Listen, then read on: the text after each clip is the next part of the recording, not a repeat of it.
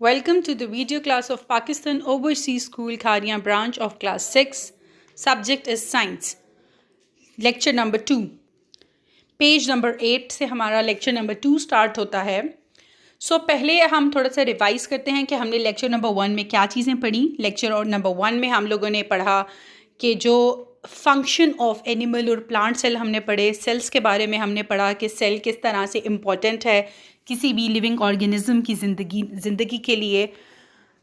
अब हम जो और हमने पढ़ा functions of animal cell and function cell के किस तरह से एनिमल सेल्स और प्लांट सेल्स जो है उनमें डिफरेंट सेल्स किस तरह से काम करते हैं और वो कहाँ से लिए गए हैं, और माइक्रोस्कोप के बारे में हमने पढ़ा. अब जो हमारा टॉपिक है 1.4.1 पेज नंबर 8 पे, ये स्ट्रक्चर यानी उसकी बनावट किस तरह से है. फंक्शन होता है काम, स्ट्रक्चर होता है उसकी बनावट किस तरह से है. जितना ये पैराग्राफिकल सिचुएशन में है जो मैं एक्सप्लेन करूँगी आप इसको रीड कीजिएगा, और जो मैं एक्सप्लेन करूँगी वो बिल्कुल इसके साथ का है. ठीक है. मैं डायग्राम से इसको एक्सप्लेन करूँगी. डायग्राम देखें फिगर 1.20. ये एनिमल सेल का जो स्ट्रक्चर है, ठीक है, ये वो है. सबसे पहले अगर आप देखें सेंट्रियोल्स है. सेंट्रियोल्स ये ब्राउन कलर का है. ये सेल डिवीज़न में काम करता है कि सेल को किस तरह से डिवाइड किया जाता है, किस तरह से हिस्सों में किया जाता है, उसको सेंट्रियोलस कहते हैं. आगे देखें ये ब्लू कलर का, ये न्यूक्लियस के अंदर न्यूक्लियोलस है. न्यूक्लियस ये गोल ब्लू कलर का है. ये बिल्कुल एनिमल सेल के दरमियान में होता है. उसके अंदर न्यूक्लियोलस होता है. ये दोनों मिलकर क्या काम करते हैं कि अगर फॉर एग्ज़ाम्पल मिसाल के तौर पर अगर सेल को कुछ हो जाए तो उसको प्रोटेक्ट करने के लिए या उसको रिपेयर करने के लिए जो है वो ये यूज़ होता है. रिपेयर यानी उसको ठीक करने में. आगे देखें स्मूथ एंडोप्लाज्मिक रेटिकुलम, आप पर्पल कलर का देख सकते हैं. ये बिल्कुल स्मूथ मुलायम सा मेम्ब्रेन नेटवर्क होता है.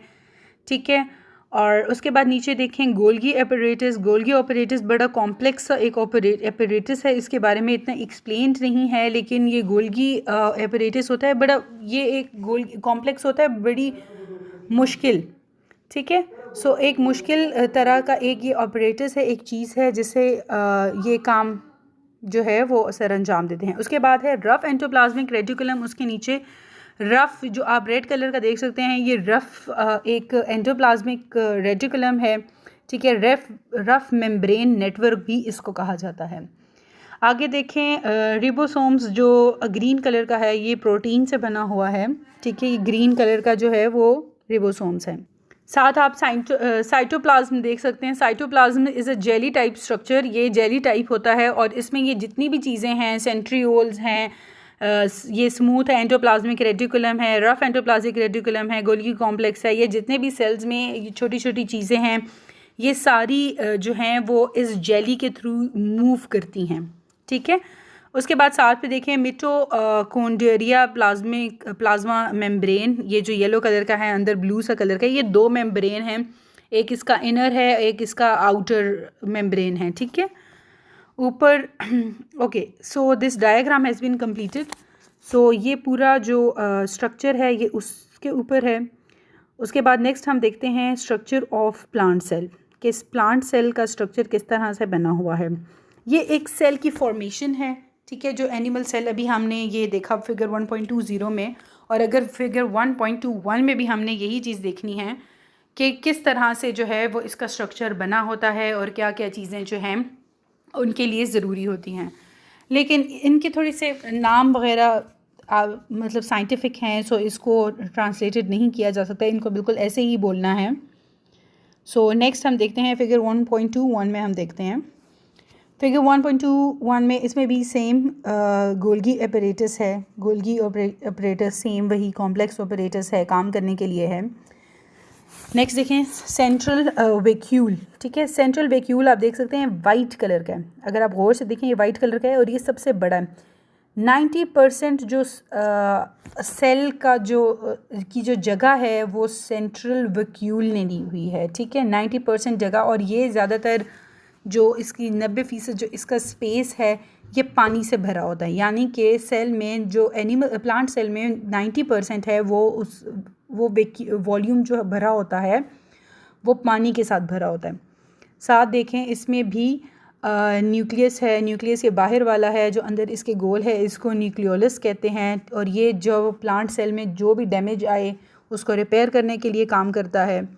और ये एनिमल सेल में भी पाया जाता है और सेम प्लांट सेल में भी। स्मूथ एंडोप्लाज्मिक रेटिकुलम ये वही काम करता है जो एनिमल सेल में करता है। रिबोसोम्स हैं, रिबोसोम्स जो हैं वो प्रोटीन से बने होते हैं। नीचे रफ एंडोप्लाज्मिक रेटिकुलम है, ये भी सेम वही चीज़ है, एक मेम्ब्रेन नेटवर्क है। नीचे देखें सेल वॉल है, cell wall smooth strong and stiff यानी मज़बूत और अकड़ी हुई होती है, जिससे जो है वो शेप को मेंटेन किया जा सके किसी भी प्लांट सेल का। आगे देखें क्लोरोप्लास्ट मेम्ब्रेन है जो कि ग्रीन कलर का है, इसमें क्लोरोफिल भरी होती है और ये इसकी डबल लेयर होती है, एक इसके अंदर लेयर होती है और एक इसके बाहर लेयर होती है। आगे देखें मिटोकॉन्ड्रिया एंड प्लाज्मा मेम्ब्रेन, ये जो दो चीज़ें हैं ये दो लेयर्स इकट्ठी हैं, ठीक है, और ये दो लेयर्स भी प्लांट सेल का हिस्सा है। नेक्स्ट साइटोप्लाज्म, साइटोप्लाज्म सेम जो एनिमल सेल के स्ट्रक्चर में काम करता है वही प्लांट सेल के स्ट्रक्चर में भी काम करता है। ये मदद करता है कि जितने भी सेल्स की इनसाइड अंदर चीज़ें हैं उनको मूव करने में मदद करता है। नेक्स्ट है प्लाज्मोडेस्माटा, ये सेल वॉल के थ्रू इसमें एंट्री होती है, मतलब ये जो है ये इसकी आउटर कवरेज है, ये अलाउ करता है कि हाँ कोई भी चीज़ अंदर किस तरह से आए और यहीं से इसकी चीज़ों की एंट्री होती है, ठीक है।